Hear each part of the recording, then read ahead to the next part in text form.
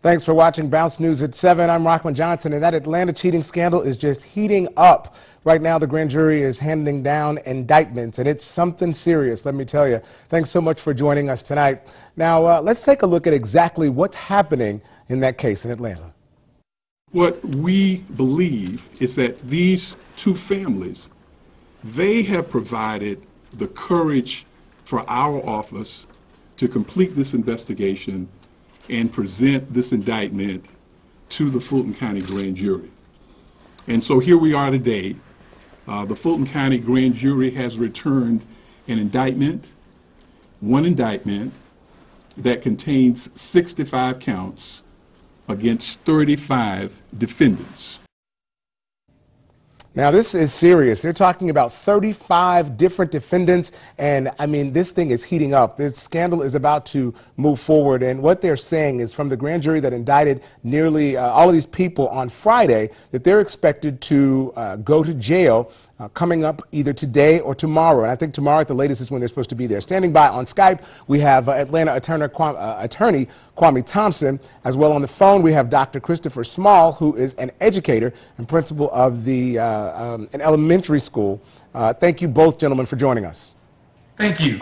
Thank you for inviting me. Now, we'll start with you, Kwame. Since you're there and you know the legal ramifications of this, this is not the beginning of this case and how it started off and where things are going. But right now, the grand jury is handing down indictments. So this is something very serious. What do you know about the case, and how is this going to unfold in Atlanta right now?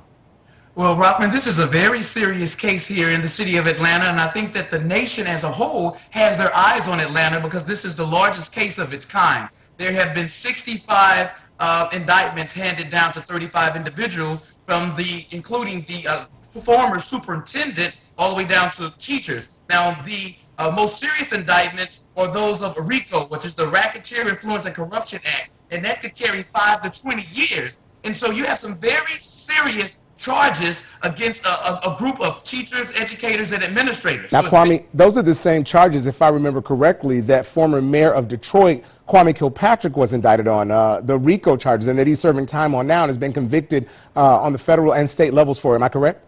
Yes, absolutely. The difference here is that we have the state charges, so these are under our official code of Georgia state laws, and his was actually a federal indictment under the federal laws, but it's very serious.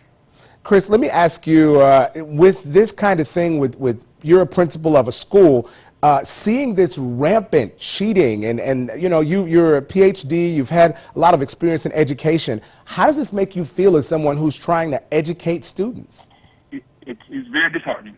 I think, if not anything else, it makes it even more of a challenge for us to do what we do on a regular basis. I mean, we're already under the spotlight for so many things, and now this brings another black spot to the field of education in terms of individuals who are trying to do the right thing and trying to educate underserved populations. And you have, an entire district that tried to serve the system, and it brings just a dark spot to the field of education as a whole. Now, Kwame, what could happen? What could they receive as far as jury sentencing? I know you said up to 20 years, but logically, with these kinds of cases, because we've never seen anything like this about cheating, what do you logically think that the superintendent and those other 34 people could get? Well, for the RICO charges, they carry, and this is, of course, again, the state charges, 5 to 20 years. For the false statements and writings, they could carry 1 through 5 years. For the false swearing charges, 1 through 5 years. Theft by taking, 1 through 15 years. And influencing witnesses, 1 through 5 years. So there's some very serious time on the table here, Rockman. And would those charges run concurrently or consecutively?